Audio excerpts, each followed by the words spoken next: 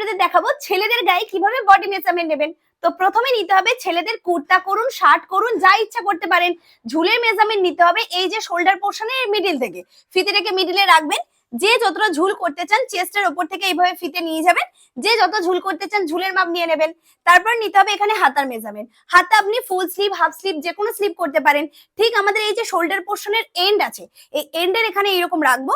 রেখে যে যতটা হাতা করতে চান হাতার লম্বা, আর হাতার ফুল স্লিভ করতে চাইলে এখানে মাপ নেওয়ার পরে এটাকে হাতটাকে ঠিক এইভাবে মুড়িয়ে দেবেন।